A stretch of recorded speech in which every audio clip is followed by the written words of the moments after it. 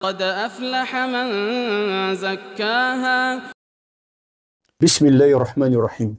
Imaginez, vous êtes un homme marié et soudainement, sans raison apparente, vous développez une attirance extrêmement forte pour une autre femme, beaucoup plus âgée que vous, ayant même l'âge de votre mère.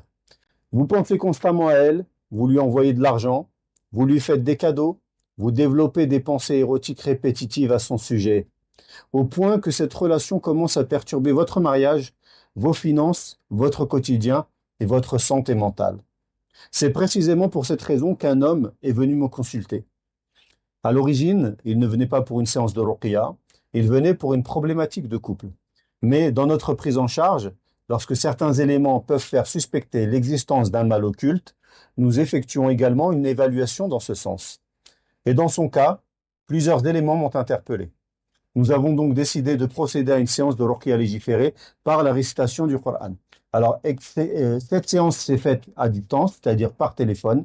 Selon l'avis religieux que nous retenons, la ruqya fait partie des questions dans lesquelles les modalités sont largement ijtihadiyya, c'est basé sur l'effort d'interprétation, l'expérience et la recherche, avec des conditions, des règles et des limites, bien entendu, qu'on développe dans notre capsule sur les mots occultes, la ruqya, tant qu'elle ne comporte ni shirk, ni interdit religieux, et qu'elle constitue une cause permise. Pendant la récitation, le patient a commencé à ressentir différentes réactions, donc de la chaleur, des vertiges, des malaises, des tremblements, des picotements. Je lui avais demandé auparavant de garder un récipient à proximité au cas où il aurait envie de vomir. Donc, alors, pour précision, les personnes qui sont de la chaleur ou des vertiges ou qui ont des malaises ne doivent pas tout de suite s'orienter vers la ruqya. Premièrement, consultez votre médecin, car ça peut être les symptômes de maladie.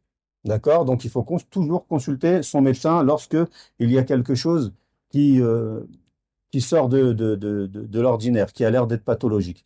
En parallèle, on peut faire la ruqya, Inch'Allah Ta'ala.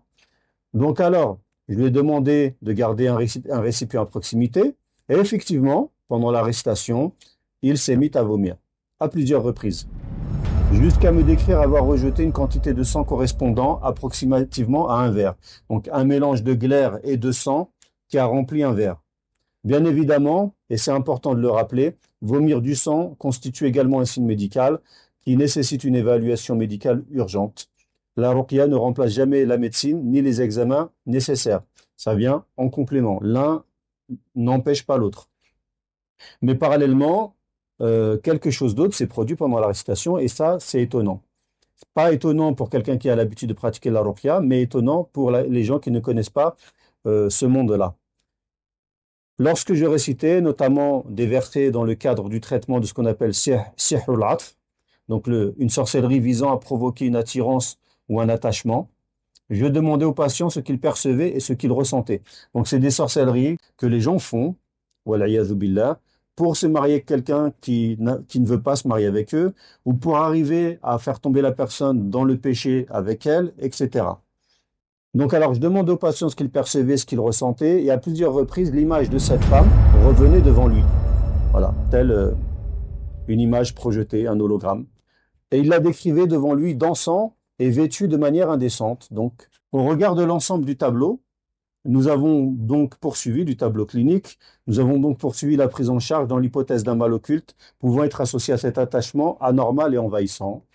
Nous avons poursuivi les séances de ruqya. Surtout, nous lui avons appris à se prendre lui-même en charge, donc avec un traitement qu'on explique pendant la consultation. Car le musulman ne doit pas devenir dépendant du raqi. La guérison vient d'Allah. Le raqi doit faire des causes et le patient doit également faire des causes. Il doit réciter sur lui-même les versets du Coran, les ad'iya masnouna, les du'a du prophète sallallahu alayhi wa sallam, et toute du'a dans lequel il y a un bien et c'est permis. Faire ses prières à l'heure, hein, notamment salat al-fajr, de la faire dans son temps, de faire les salawats dans leur temps, faire les azkars du matin et du soir, donc les invocations du matin et du soir de protection, lire le Coran et utiliser les moyens de traitement légiférés issus de la sunna ou connus par expérience lorsqu'ils comportent rien d'interdit. Pour ça, je peux vous conseiller par exemple, la capsule qu'on a au sein de l'Institut. Et si vous avez des questions complémentaires, vous pouvez les poser lorsque dans le canal, nous ouvrons les questions le vendredi. Alhamdulillah, avec le temps, donc cet attachement a progressivement disparu. Il a pu sortir de cette emprise, reprendre du recul sur cette relation et cesser cette dynamique qui l'a mené notamment à dépenser son argent et à mettre en péril son couple. C'est-à-dire qu'il a pu reprendre ses esprits, reprendre le contrôle de ses émotions.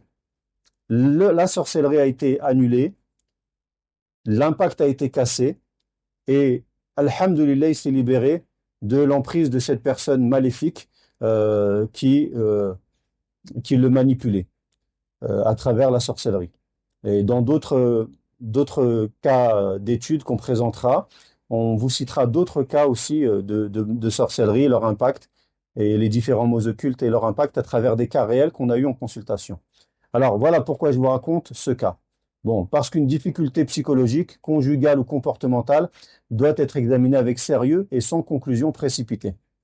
Tout n'est pas du mal occulte. Mais inversement, dans notre conception islamia de la prise en charge, nous ne devons pas non plus écarter systématiquement cette possibilité lorsqu'il existe des éléments qui peuvent la faire suspecter.